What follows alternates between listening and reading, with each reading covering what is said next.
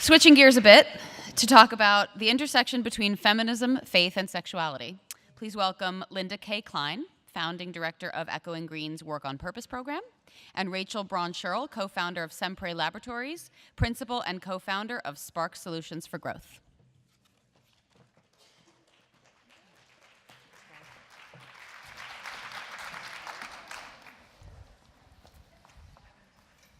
So we're not even going to make a smooth segue from what they were talking about to female sexuality. So people in the field of female sexual health make strange bedfellows, and Linda and I came at it from very different perspectives. So what was it in your experience, Linda, that got you to this complex space called female sexual health? Yeah. So for me, it was very much rooted all the way back to my childhood. As you and I talked a little bit about, I was raised in the evangelical Christian church. And you know, there was a lot that I really, really loved about evangelicalism. I just want to be totally upfront about that. I loved this community that I was a part of. I loved the access to something larger than myself, to God, to a movement that was worldwide, that really felt, yeah, certainly like a lot of different issues were being moved forward, but one of them was the sense of loving one another that I really resonated with. And at the same time, even as a young girl, I really struggled with a lot of things that I was being taught. And specifically the thing that was the most probably personal for me was this very shame-based kind of messaging that I was taught around sex and gender and sexuality. That I could really feel, even as a kid, I could feel it eroding away at my self-confidence and even my sense of self-worth in a way that just felt straight up wrong. And as I grew older and I became more of a young woman, it didn't go away. In fact, it just got worse and worse. And eventually, it was this shame-based messaging about these things that really drove me out of a community that I loved.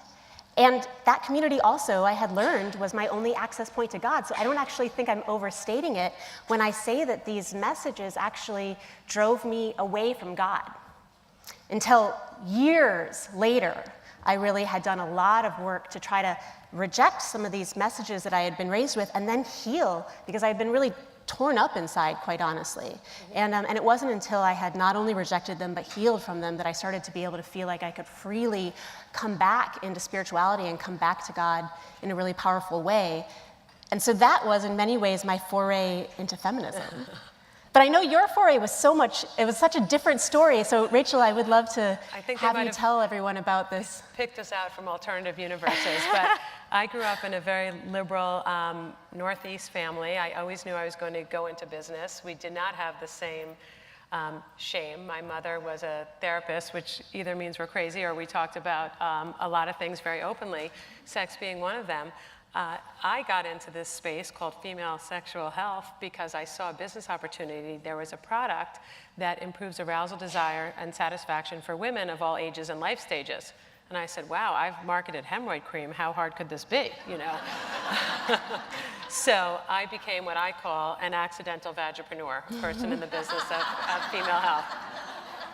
So you were talking a little bit about your journey, and your journey ultimately informed what you chose as a profession. Can you talk a little bit about that? Yeah.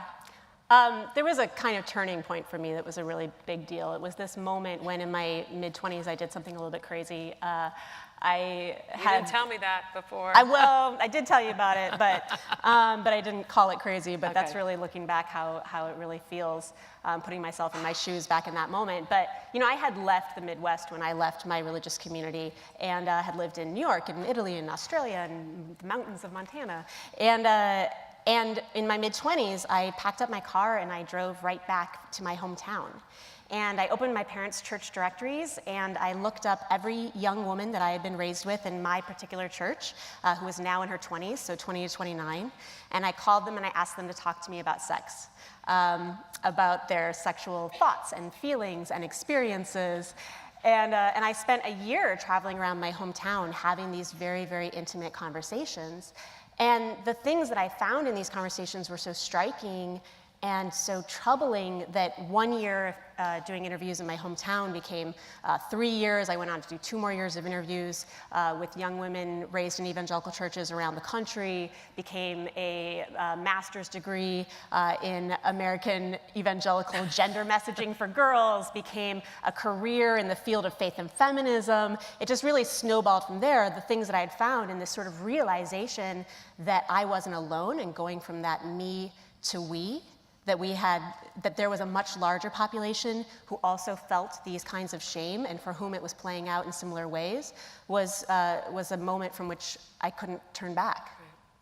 And I know that, one of the things the reason I mentioned the me to we is because that really is something that stood out for me when you and I were talking about your story and this sort of realization of the mass amount of people.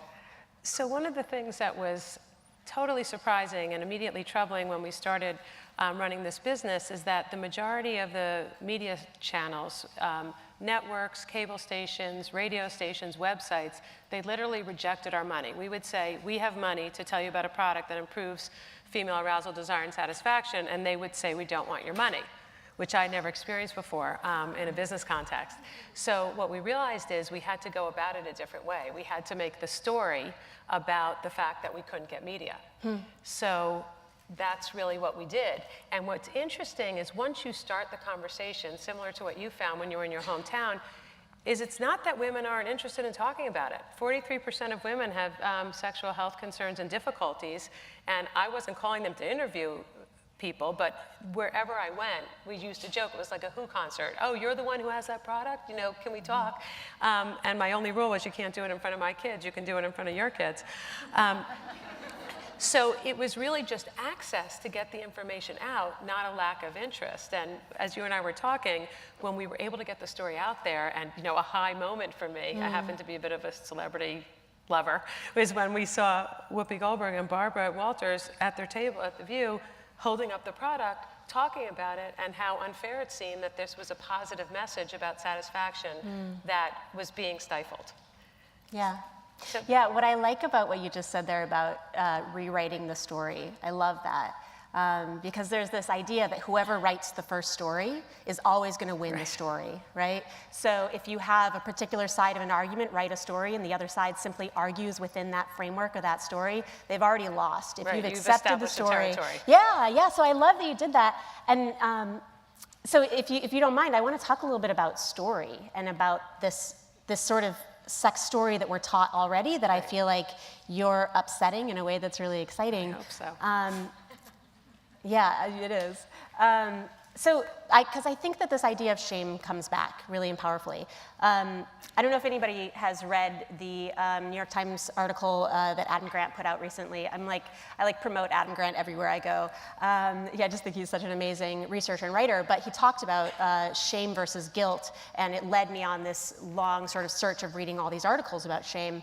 And really trying to struggle with it and understand it. And one thing that researchers talk a lot about is that there's a difference between guilt and shame. So guilt is this feeling that I have done something bad, and shame is this feeling I am something bad. Oh, wow. And That's so, and some people are predisposed to one or the other, which is interesting, but there are also certain messages that you can put out to actually push people in one direction or the other.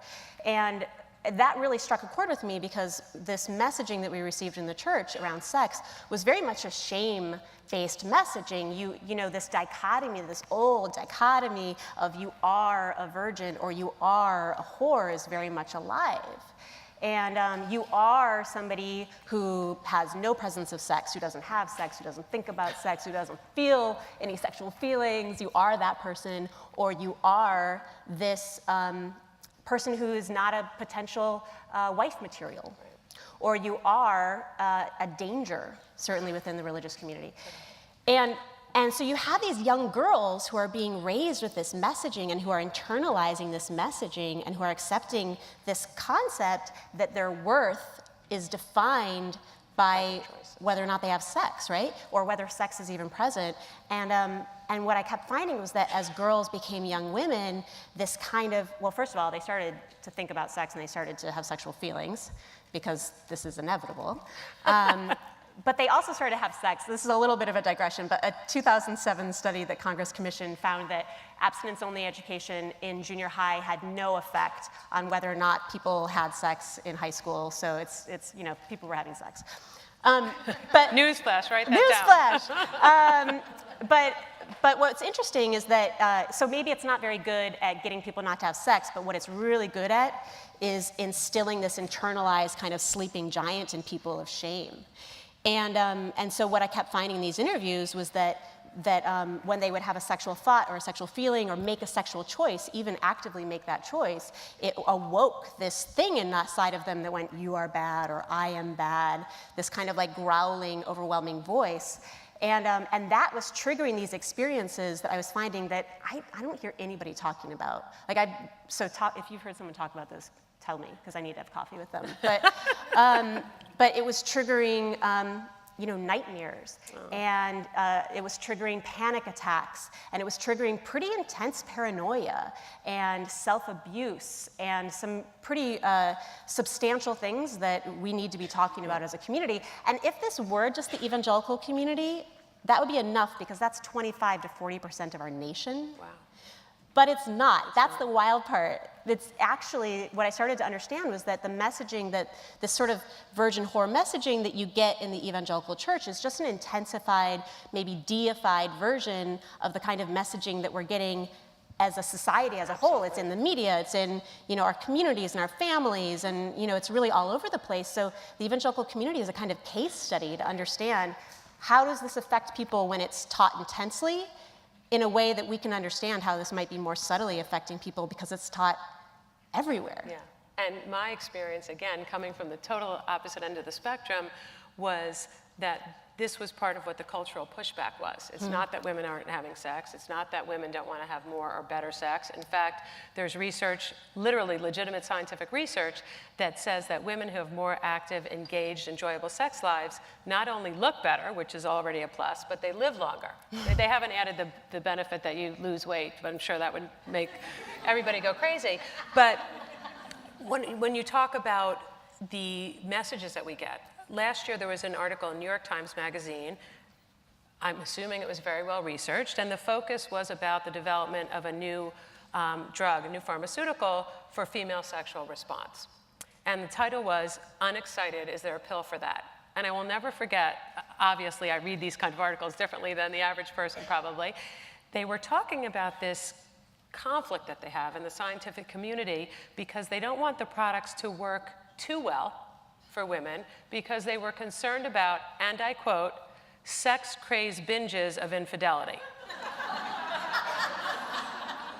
So they're doing clinical studies that they don't want to demonstrate the drugs work, and my reaction was, you know, is there wide panic in the streets because men are running around with 4-hour erections?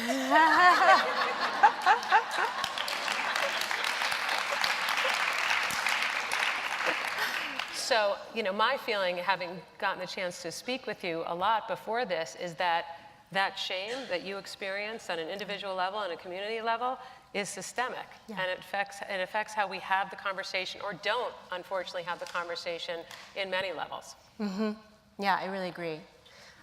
This is something that I'm going to talk about masturbation. I don't know if people are ready, but... Wait, was that in the program? Are we allowed to do No, that? it wasn't in the program. I'm shaking things up. But there's something about this sexual pleasure piece that I think is really reminds me of an interview that I just want to share, which was all about this friend and interviewee of mine from my hometown told this story about how she had come to her school, her religious school office, and said, listen, I'm a little afraid. I feel like I'm sexually out of control.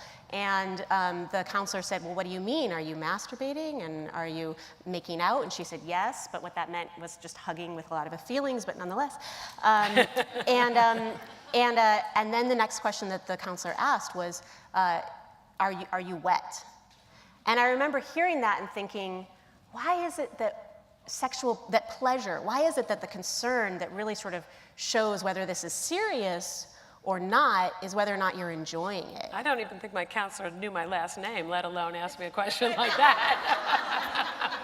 That's Right. unbelievable. And Right. then, so the signal of pleasure was what was so shameful. And what's so interesting about the communication, you talk about this shame, and it's become a constant theme, is there isn't a language around female sexual satisfaction. So when you watch the ads for Viagra and the other ED drugs, which have become a proxy for how we speak about this, it's about bigger, longer, stronger. And for women, we've talked to thousands of women, sex is not a performance sport. That's not how they think about it. Those words don't apply.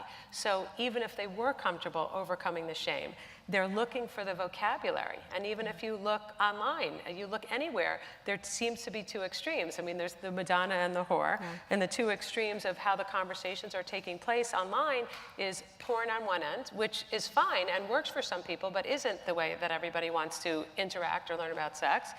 Not that there's anything wrong with it. And the other side is medicine. This is a disease.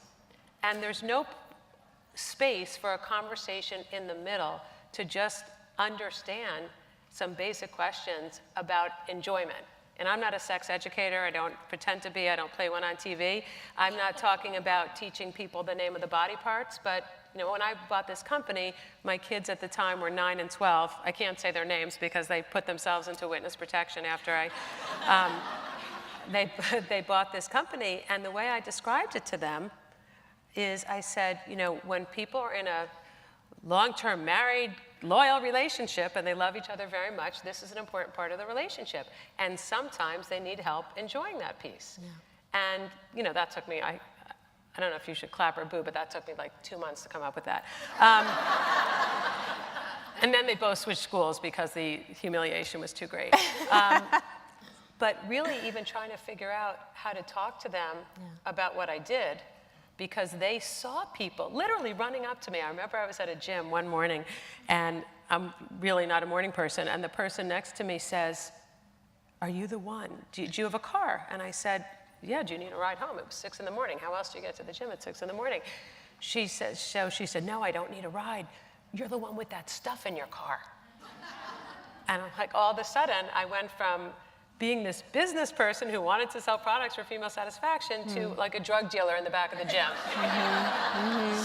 Even that conversation, the way she approached me was as if I and she were doing something secret and inappropriate. Yeah, yeah. Which is why I now put on headphones and don't talk to anybody in the gym, so.